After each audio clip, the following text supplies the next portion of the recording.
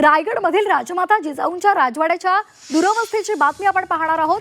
किल्ले रायगडाच्या पायथ्याशी असलेल्या पाचाडमधील राजमाता जिजाऊंच्या राजवाड्याची पुरती दुरवस्था झाली आहे। ज्या मातेनं महाराष्ट्राला छत्रपती शिवाजी महाराजांसारखा महान राजा दिला आणि त्याच जिजाऊ साहेबांच्या वास्तव्याचे ठिकाण त्या वाड्याकडे पुरातत्व विभागाचं दुर्लक्ष झालेलं आहे। सर्वत्र वाढलेलं गवत आहे, जंगली वनस्पती आहेत आणि त्याचबरोबर झाडं झुडपं यांनी हा परिसर पूर्णपणे व्यापून टाकलाय। या वाड्यामध्ये शिवकाळातील घरांची दगडी ज्योती, त्याचबरोबर दगडी भिंतींचे अवशेष, तटबंदी, एक विहीर आणि तलाव आजही इतिहासाची साक्ष देत शेवटच्या घटका मोजत उभे आहेत। जिजाऊंचा हा वाडा दुर्लक्षित राहिलाय। इथे भेट देणाऱ्या शिवप्रेमी आणि स्थानिकांनी याबाबत खंत व्यक्त केली आहे। या ऐतिहासिक वास्तूच्या संवर्धनाकडे भारतीय पुरातत्व विभागानं पूर्णपणे पाठ फिरवली आहे।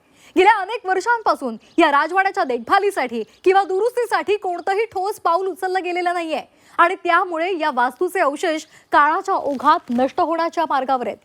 गड किल्ल्यांप्रमाणेच प्रेरणादायी असं या वास्तूचं जतन व्हावं अशी मागणी इथले शिवप्रेमी आणि स्थानिक करत आहेत। त्याच्यावर काही ठोस उपाययोजना झालेली दिसत नाहीये।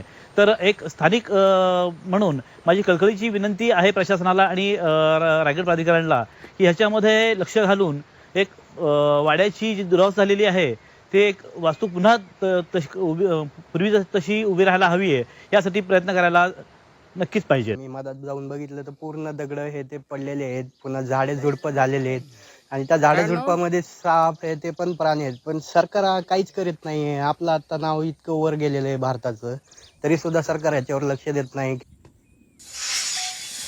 आणि या संदर्भात अधिक माहिती देत आहेत आमचे प्रतिनिधी प्रफुल्ल पवार। प्रफुल्ल, आपण पाहतोय राजमाता जिजाऊ यांच्या रायाची पुरती दुरावस्था झालेली आहे। हा राजवाडा खरं तर जतन करणं ही आपल्या सर्वांची जबाबदारी आहे, एक प्रेरणास्थान आहे आपल्या संपूर्ण महाराष्ट्रातल्या नागरिकांसाठी। मात्र तरी सुद्धा इथे पूर्णपणे दुर्लक्ष झाल्याचं पाहायला मिळतंय।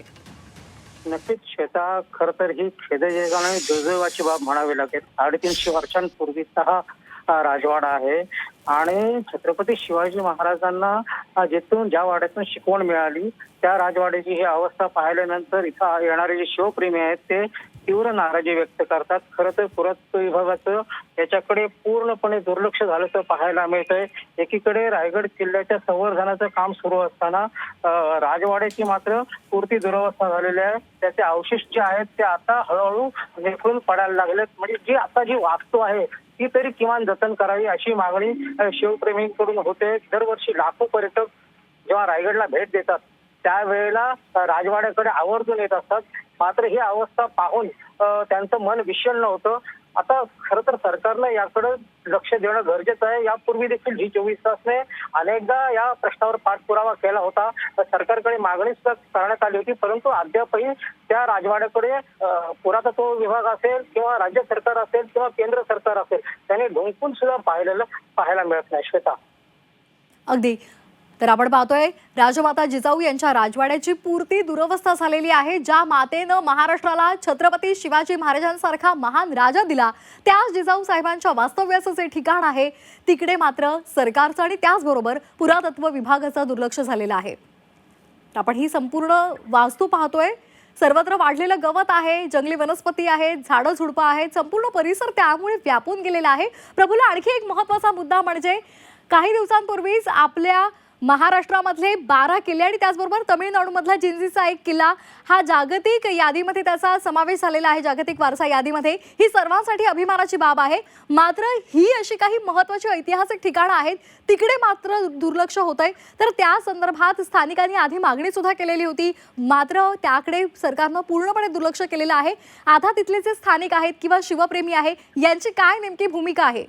ज्या वेळेला इकडे कोणी लोकप्रतिनिधी येत असतात त्यावेळेला स्थानिक जे पाचाडचे ग्रामस्थ आहेत, जे शिवप्रेमी आहेत ते आवर्जून त्यांना त्या ठिकाणी जिजाऊंच्या जो राजवाडा आहे त्या ठिकाणी घेऊन जात असतात आणि त्यांना तिथली परिस्थिती दाखवत असतात। प्रफुल्ल, मी आपल्याला थोडंसं थांबवते, आपल्यासोबत जोडले गेलेले आहेत संभाजीराजे छत्रपती सर। स्वागत आहे आपलं सर। महत्त्वाचा मुद्दा म्हणजे एकीकडे आपल्या सर्वांसाठी अभिमानाची बाब आहे, म्हणजे महाराष्ट्रातले आपले जे किल्ले आहेत ते कुठेतरी जागतिक वारसा यादीमध्ये जात आहेत, तिथे आपला अभिमान स्वाभिमान वाढतोय। तर दुसरीकडे मात्र रायगडमधलं पाचाड हे जिजाऊ साहेबांचं वास्तव्याचं ठिकाण आहे, तिकडे मात्र सर्वांचंच दुर्लक्ष झाल्याचं दिसतंय। काय आपली प्रतिक्रिया आहे?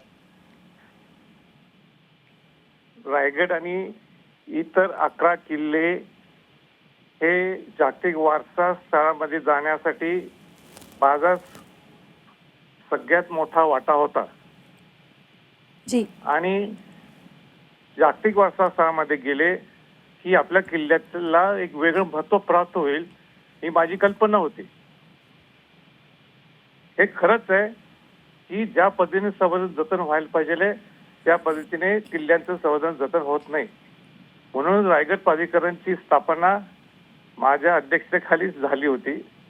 पण हा दुर्गराज रायगड किल्ला हा खऱ्या अर्थाने हा केंद्राच्या पुरातत्व खात्याच्या ताब्यातला आहे.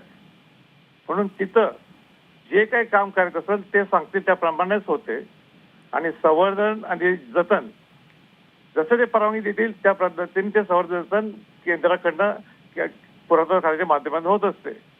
पण कोर जे आहेत ज्या कोरच्या सगळ्या ज्या गोष्टी आहेत जिथं खऱ्या अर्थाने आम्हाला रायगड प्राधिकरण कुठेही हात लावता येत नाही तो आमच्याकडे नसतो. तसं वर तुम्ही रायगड किल्ल्यावर जर पाहिलं तर संवर्धन जतनचं मूलभूत सुविधा असतील, बाकीच्या तिथल्या कोर एरिया सोडून जे काही काम असेल ते आमच्याकडे पायऱ्या उदाहरण पायऱ्या आम्ही सर्वजण आपण बांधलेले आहेत ते आमच्याकडे आहेत. बाकी जे मेन जिथं बालेक किल्ला असतो तो यांच्याकडे असतो पुरातत्व खात्या यांच्याकडं. तर अशा पद्धतीने ते संवर्धन चालू आहे. पण हो निश्चित आहे की त्याच्यासाठी एक मास्टर प्लॅन आणि पुरातत्व खात्याच्या ज्या अडचणी आहेत त्या कशा दूर करता येतील त्याच्याकडे केंद्र शासनाने आणि राज्य शासनाने लक्ष घालावं. खरं म्हणजे मी केव्हाही फोनवर बाईट ऐका ना, मी केव्हाही फोनवर बाईट देत नाही. मी लंडनमध्ये आहे तरी रायगडचा विषय असल्यामुळे तुम्ही फोन मी उचलला आणि आपल्याला हा बाईट दिला आहे. अगदी निश्चितच धन्यवाद सर. पण आणखी एक महत्त्वाचा मुद्दा म्हणजे राजमाता जिजाऊ यांच्या वाड्याची पूर्णपणे दुरवस्था झालेली आहे, तर त्या संदर्भात आगामी काळात आपली काय भूमिका असेल? नाही, ह्याच्यामध्ये प्रामुख्याने 2 गोष्टी आहेत. तिथं वाडा आता वाड्याचं नुसतं बेस दिसतो तुम्हाला, वाडा दिसत नाही, तुम्हाला पुनर्बांधणी करता येत नाही. पण जो वाडा जुना जसा आहे तसा जो शिल्लक आहे किंवा त्याचा बेस जो शिल्लक आहे त्याचं संवर्धन जतन हे केंद्र पुरवठा लवकर त्यांनी सुरुवात करावं. ते जे काही पैसे लागत असतील त्यांनी ते आम्हाला सांगावं. राज्य शासनाच्या माध्यमातून रायगड प्राधिकरणाच्या वतीनं सुद्धा आपण ते त्यांना देऊ शकतो आपण. अगदी निश्चित धन्यवाद आपण साधलेल्या झी 24 तासची संवादासंदर्भात आणि दिलेल्या या प्रतिक्रियेसाठी. तर जिजाऊ साहेबांच्या वास्तव्याचं हे ठिकाण आहे आणि त्या वाड्याकडे पुरातत्व विभागाचं दुर्लक्ष झालेलं आहे. सर्वत्र गवत आहे, जंगली वनस्पती आणि झाडं झुडपं ही संपूर्ण या परिसरामध्ये आपल्याला व्यापलेली पाहायला मिळत आहेत. वाड्यामध्ये शिवकालीन घरांची दगडी भिंतींचे जे अवशेष आहेत ते सुद्धा आपल्याला पाहायला मिळत आहेत. भग्नावशेष आहेत, तटबंदी आहे, एक विहीर आहे, तलाव आहे. आजही इतिहासाचे हे साक्ष देत आहेत. मात्र शेवटच्या घटका हे सर्व मोजत आहेत.